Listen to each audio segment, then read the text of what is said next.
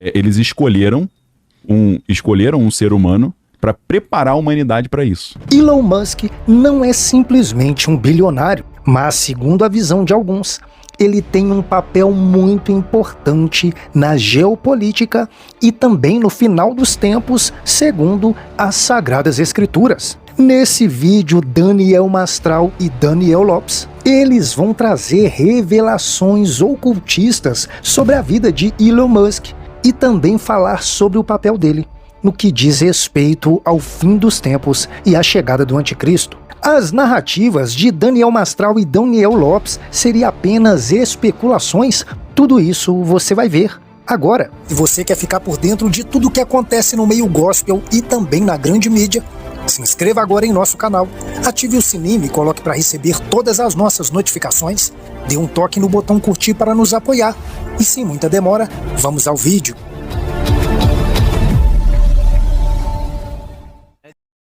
Por vários e vários séculos, os Estados Unidos têm sido o centro geopolítico mundial e com o momento mais tecnológico da era mundial. Juntamente com a inteligência artificial, Elon Musk tem sido um personagem crucial para essa história. Segundo Daniel Lopes, Elon Musk tem muitas coisas ocultas da sua vida antes desse presente momento do bilionário da vez. Confira. Acontecer. Só que aí, quando você pensa no Elon Musk, o Elon Musk ele também tem falado sobre isso. Se você botar, acho que eu esqueci de separar essa notícia, mas se você botar no YouTube, Elon Musk Ice Age, era glacial, você vai achar todos esses vídeos. Ele foi a um podcast que ele começou a mandar essa igual o Trump. Ele falou, eu acho que a gente não vai, o problema não é esquentar, não, é esfriar. Mas, cara, mas por quê? Ele falou, na verdade, se você pega uma definição mais solta de era glacial, nós estamos entrando numa era glacial. Mas, cara, mas como assim? Não está aquecendo? Ele falou, então. Aí ele falou, se você estudar isso, você vai cair numa toca de coelho, que você vai ver que de tempos em tempos existem eventos de extinção. E esses eventos de extinção estão relacionados a esse fenômeno. E ele cita, 6, né? Ele cita a inversão dos polos magnéticos, ele cita essa ideia das correntes meridionais do oceano, e ele fala que, além disso, desse problema, porque qual o problema ali? Se esfria pra caramba, não tem produção de comida pra todo mundo. Começa uma guerra aí pela sobrevivência. Vira um Mad Max a parada. Só que o Mad Max é congelado, né? Porque o Mad Max é deserto, né? Então, ele vai falar, além disso, houve a Primeira Guerra Mundial e houve a Segunda. E, por essa lógica, vai haver a terceira. Só que a terceira vai ser diferente. Definitivo? O que ele está querendo dizer? Ele está se referindo ao quê? E aí eu comecei a listar uma série de eventos que poderiam acelerar isso que a galera acha que é só para 2100. Uma terceira guerra mundial. Porque com a fumaça e a fuligem, você tem um inverno nuclear. Um inverno, perdão. Inverno nuclear mesmo. Esse inverno nuclear, o que vai acontecer? O esfriamento do planeta Terra é igual esse caos aqui dessa era do gelo. Que planta. Isso poderia acontecer, em vez de acontecer de 13 em 13 mil anos, ou entre 2025 e 2100, poderia acontecer amanhã se começar uma guerra nuclear. Então eu comecei a me ligar, não me ligar porque isso é explícito, o Elon Musk, ele quer ir para Marte por causa dessas questões. Ele quer que a humanidade tenha uma arca de Noé para eles poderem continuar a civilização humana lá. E aí os caras no podcast falam, mas e a Lua? Ele falou, a Lua não é suficiente, não é o ideal. Aí primeiro eu pensei, por quê? Porque os caras podem jogar uma bomba nuclear da Terra para a Lua? Na verdade, sabe o que ele está se referindo? Eu entendo. As armas que estão no espaço que poderiam muito facilmente atingir a Lua. Já tem armas do espaço? Pô, com certeza. Isso agora já... O próprio SpaceX do Elon Musk manda essas armas para a Space Force americano. Eu já conversei sobre isso num podcast com o Sacani. Ele falou que ele que acompanha os lançamentos, né, de satélite e da SpaceX, ele fala que chega um momento que eles têm que cortar a transmissão. Que é top secret, né? Top secret, é classificado. Ele fala, pô, a gente entende que eles estão fazendo coisa ali de militar, segurança nacional, né, questão bélica. Então, uma guerra nuclear poderia fazer isso que os geofísicos acham que é só daqui a 13 mil anos, poderia fazer isso amanhã. Não só isso. A própria revista Economist tem falado sobre... Eles botaram, né, perigos para 2025 nessa edição de 2025, que é uma edição que tem um monte de fotos e tal, gerou uma polêmica. Eu não sei se você acha interessante botar ali. Tem que botar assim, revista Economist, previsões para 2025 ou 2025. Porque é uma edição especial que eles fazem. Sai toda semana, mas eles fazem uma edição do ano. Sim. Então a de 2025 tem uma série de símbolos e tal. A galera diz que é como se fosse um relógio que está dizendo o que vai acontecer nesse ano em cada mês. Sim. Uma viagem. Então, na revista Economist para 2025, eles falam do perigo de uma erupção vulcânica de enormes proporções escurecendo a atmosfera e fazendo o planeta Terra resfriar, iniciar uma nova era glacial. Parece que esse é o evento. Entendeu? É isso que eles estão... Jogar cinza na atmosfera. Ou essa disrupção das correntes marítimas do Atlântico, ou isso ser acelerado por uma terceira guerra mundial, ou por um vulcão, ou pela aquela ideia do Bill Gates. Eu não separei essa matéria, mas se a galera quiser botar, Bill Gates quer escurecer a atmosfera para evitar o aquecimento global. Tem esse papo? Tem, esse é fato.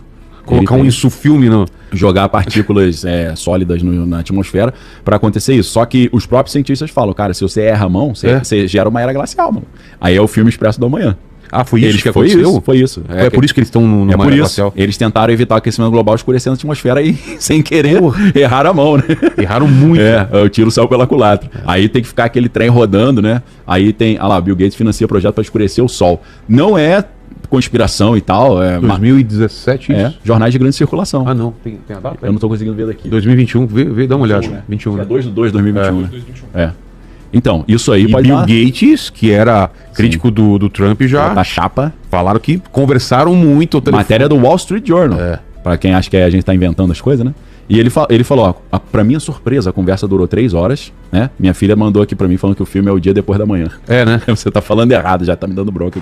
Mas é o dia depois da manhã, eu vi aqui. É porque eu tava pensando, é com Dennis Quaid. Ele falou, Dennis Quaid e o Jack... eu acho que é com o Jack Gyllenhaal também. Com os dois, Dennis Quaid, Eu tava tentando lembrar de Dennis Quaid, tinha esquecido. Dennis Quaid também entrou numa de falar uns trocinhos nessa linha aqui. Tá criticando a elite global. Virou meio teórico da conspiração. Eu até achei que depois dessa ele nunca mais ia fazer filme, mas ele fez a Substância. Não, vou aproveitar que eu vou dar... Tô segurando 2 informações aqui que vocês pediram. A primeira era essa, que era o Dia Depois da Manhã, que o Jake Gyllenhaal que fez. Valeu, obrigado, valeu. E a outra é que o Zelensky... Sim. Ele falou... Eram 177 bilhões. Aí, bilhões, cara. Ele falei 170. Ele falou que recebeu 75 bilhões e os outros 100... 100, galera... Cara, achei que era só a gente que fazia. Ficou em algum lugar, né? Achei que era só o Brasil. Meu irmão, 100 bilhões. Imagina o cara... só... Desculpa aí. Não, agradecendo ao dinheiro. Obrigado demais aí. Eu só recebi 75. É triste, mas é engraçado, né? Então, a gente quer comprar os tanques aí, mas os caras... Cara, não é possível, né, meu irmão? Os caras estão de brincadeira. E aí... Essa informação do Zelensky foi rápida, né? Não, é porque eu tô com ela há muito tempo. Só que eu não vi um gap pra... Não, já chama. A galera falando direto, eu não queria interromper, né? Eu achei que você tinha esquecido. Quebrar a linha de raciocínio. Tá. Além disso, o George Soros também tem um projeto desse. Só que o projeto de George Soros não é escurecer a atmosfera ou escurecer o sol. Ele quer escurecer só a região do Ártico, o Polo Norte, para evitar o derretimento das geleiras, entendeu? Mas se der zebra, pode escurecer demais também, né? Então existem todos esses projetos... Que partículas seriam essas? Não são robôs, não? No caso do George Soros, no caso do Bill Gates, acho que são partículas sólidas, como se fosse uma poeirinha. Sim. No caso do George Soros, pelo que eu li, são partículas reflexivas. Não seria um negócio escuro, seria um negócio que a luz ia bater, ia voltar, mas não ia escurecer. Ia só dar uma refletida. Mas o que é estranho é que entra a questão de novo também de cometas também. A gente viu agora falando sobre meteoro que tem uma grande possibilidade. Vocês viram? Não sei se... 30, bem aí. Aumentou de 1% para 2%, eu acho.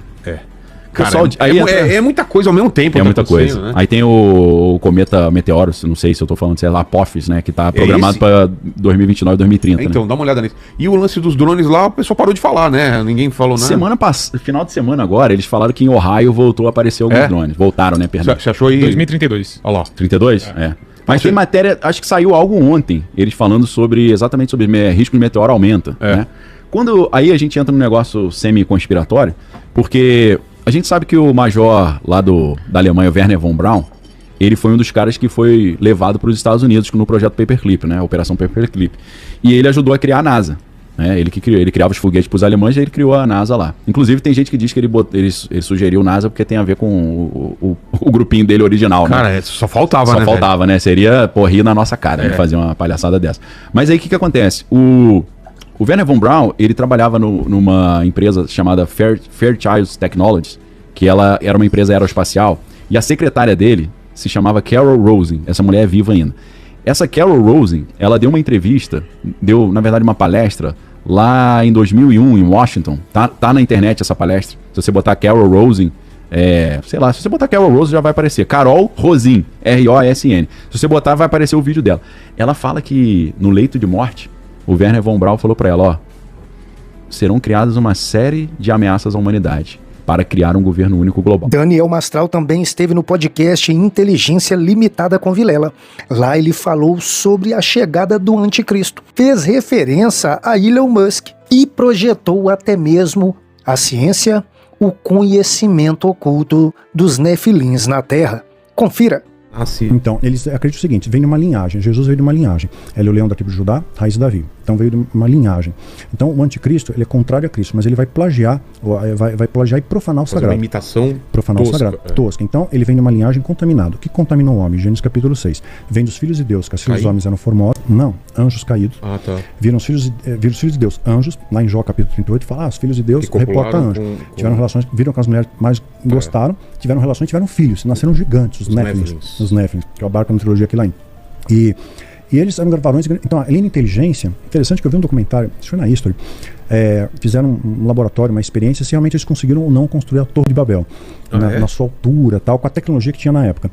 Então eles faziam tijolos de barro, tinha que ter uma base larga e faziam um efeito piramidal. E a Bíblia retrata ainda que eles sabiam que aquecendo o tijolo, ele ficava mais resistente, exponencia a resistência dele. E fizeram um cálculo lá no computador, uma base ampla, chegaria no edifício mais alto, que é o edifício mais alto do mundo, que é o de Dubai. Eles conseguiriam fazer? Conseguiriam fazer, na teoria. Sim. Então tem alguns vestígios arqueológicos, mas não tem certeza disso. Mas o fato é que eles tinham tecnologia. Seria onde? Que país seria a Torre? Naquela região da Mesopotâmia. Mesopotâmia hoje faz parte do Iraque, Síria, Turquia e Palestina. Naquela região ali. Então eles tinham tecnologia para isso. Então esses anjos caídos tinham muito conhecimento e ensinaram para o homem, claro, muita coisa de arte da guerra, fundição de metais, é muito evidente você ver esses impérios se formando, sempre com alianças com esses deuses do Olimpo e tudo mais, que se folclore, que claro, anjos caídos. Aí tiveram relações com as mulheres, aí quebramos um paradigma.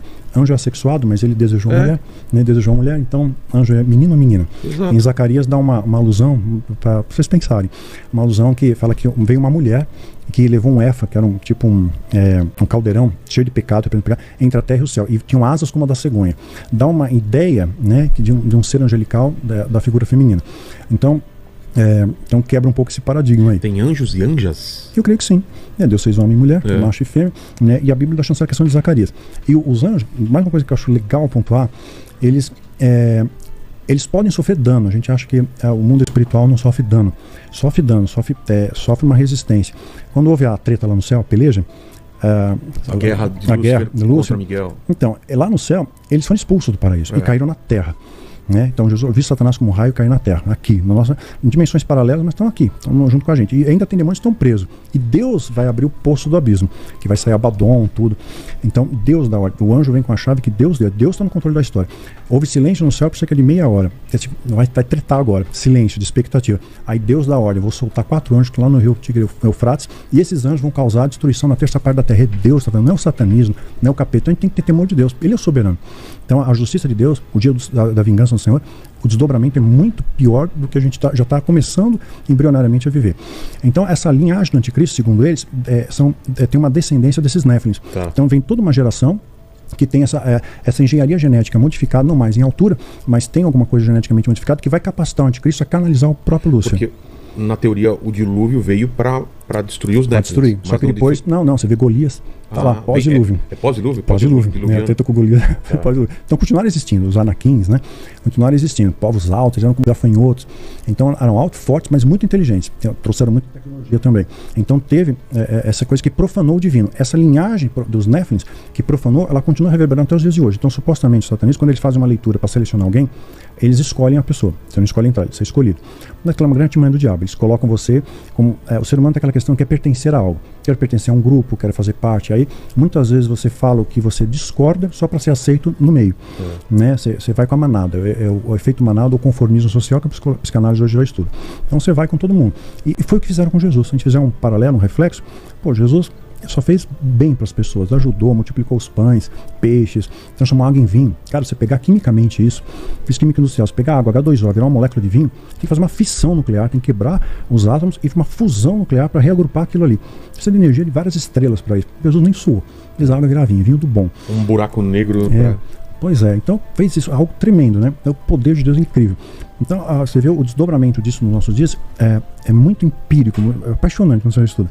Então Jesus ele teve esse poder de alterar. Mesmo fazendo isso, as pessoas não acreditaram nele, pedindo para crucificar. Só mata Jesus, crucifica o bandido. Porque todo mundo, a maioria estava dizendo crucifica, vamos crucificar. E até hoje a gente vê o desdobramento disso em pessoas. Pensa ser um cara bom, do bem, né? Aí um pega, levanta, não, ele é do mal. Aí o outro também é do mal. Eu também acho, tá 3, 4 falando, eu também acho que é do mal.